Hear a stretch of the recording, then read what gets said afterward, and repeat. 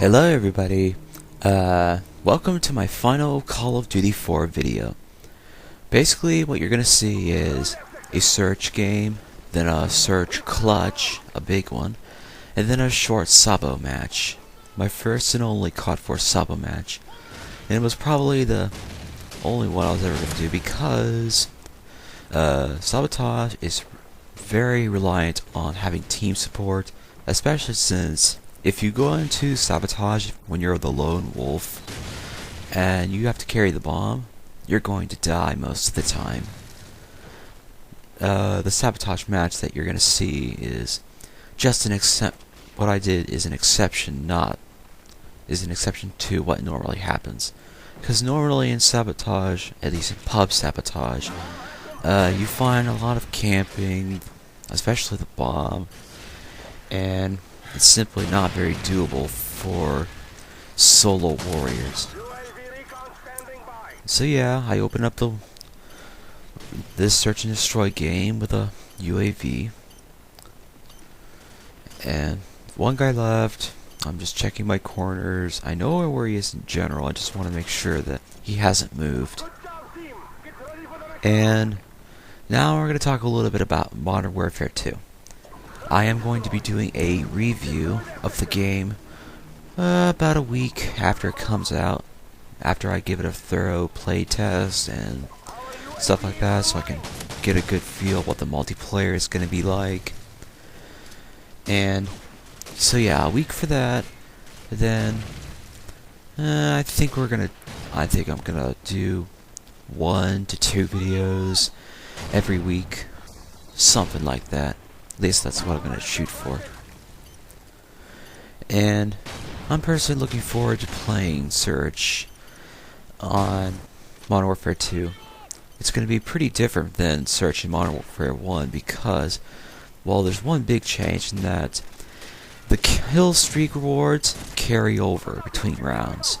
So that's going to be very interesting. Meaning you can get Predator Missile, Airstrike, you can get helicopters, and theoretically, you could even get a nuke. But the odds of getting a nuclear weapon are so low in Search and Destroy because you got 6 players on each side, and it tends to go down after 1 or 2 rounds when people start to leave. And, you know, there's only so many kills you can get in Search, which means you need a large sum of the kills, over half of them, in all the rounds total. So the odds that you're going to see somebody pull off a nuke in Search and Destroy is next to 0. And if anybody does get a tactical nuke in Search and Destroy, give yourself a big old pat on the back because you did good work, soldier. First round of defense. Looking downrange, I'm going to throw a stun here because snipers like to lie prone behind these 2 cinder blocks right here. I get tapped by a pistol, and then I get a little collateral shotty, and then I kill this oblivious player who clearly lacks a set of cans because I'm using extreme conditioning, which means I'm going loud.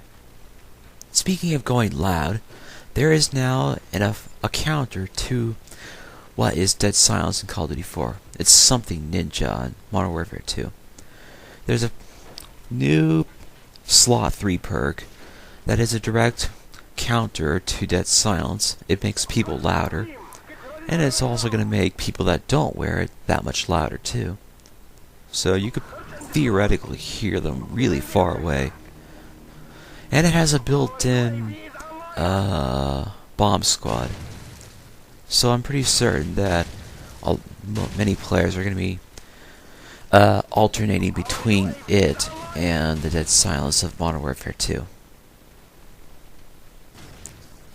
Oh yeah, no more Juggernaut in Modern Warfare 2 as well, which I find very interesting. But I don't think Stopping Power is going to be the most heavily used perk. I think that's going to be Cold-Blooded. I'm certainly going to have a class with Cold-Blooded, that's for sure. Okay, 3 to 1, there's just one guy left, and that dude back there got a triple nade, and I gave him props because I didn't have a nade, and I didn't think to try with an RPG, but I didn't think to do it because I found it highly unlikely that I was going to get the kill anyway. Because RPGs can't drop down. And now that we're in a situation where we're just trying to find the last guy and he's on jammer, I'm simply walking everywhere because, well, at least until the guy went loud, because I figure that he's on jammer, so he's probably hiding in a corner somewhere. A corner camper. I see him, try to fire an RPG at him, but it doesn't sail down, it sails up, so it flies away. Doesn't kill anybody. And then I decide that instead of trying to challenge the guy directly, I'm going to go up the stairs and get on top, take out the RPG, try to kill him that way.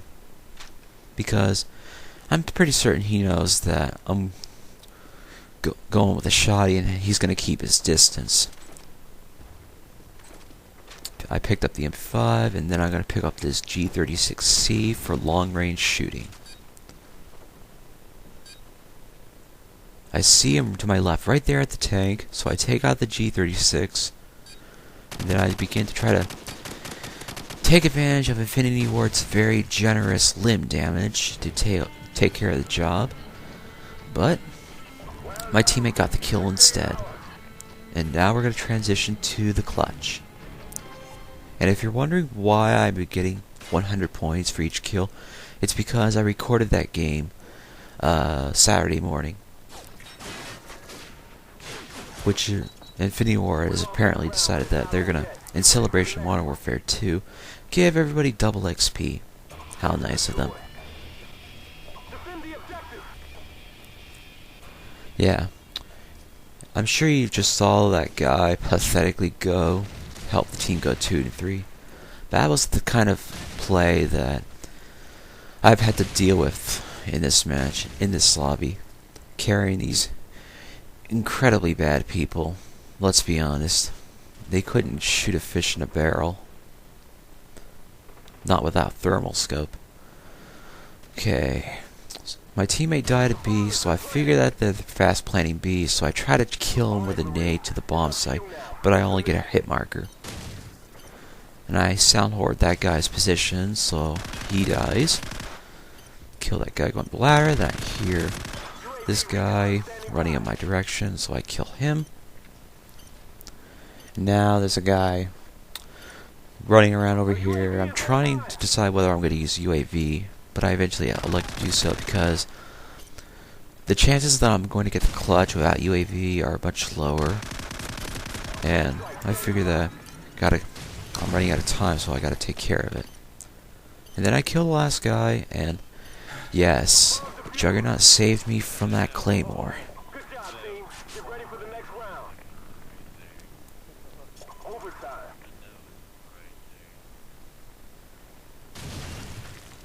Yep. And the best part of that clutch is that it actually mattered. My big clutch to take it into overtime actually did get us the match win. It's very... all too often, I'll get a big clutch, and it'll be for nothing because my teammates still can't pull their own weight. But in this situation, my teammates actually did manage to scrape a clutch. Strap together a clutch. And there you go. My clutch actually mattered. What a shock.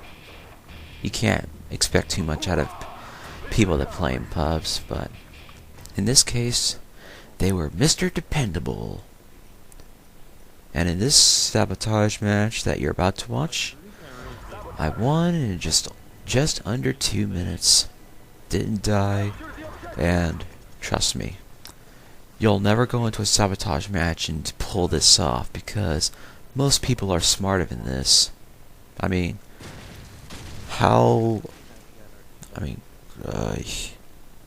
just think.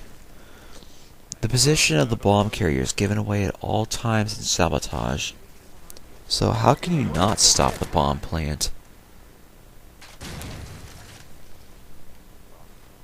Nobody challenged my push to the bomb plant, which is amazing. And I don't know the spawns of Sabotage very well. So that's why I'm kind of looking around trying to figure out where they are. And turns out that they were spawning in the farmhouse, which I didn't even look at because I didn't hear them. But now that I know they're there, I'm paying full attention to it. This guy, for some reason, just decides to just simply straight up run to the bomb site to try to defuse it. Such brazen attempts only work against scrubs, sorry to tell you. To pick up that sniper, then just squeak that extra kill for the 5-kill streak. And that is game. Thank you for commenting, rating, and subscribing. I hope you enjoyed my Call of Duty 4 videos, and I will see you on Modern Warfare 2. Peace out, people.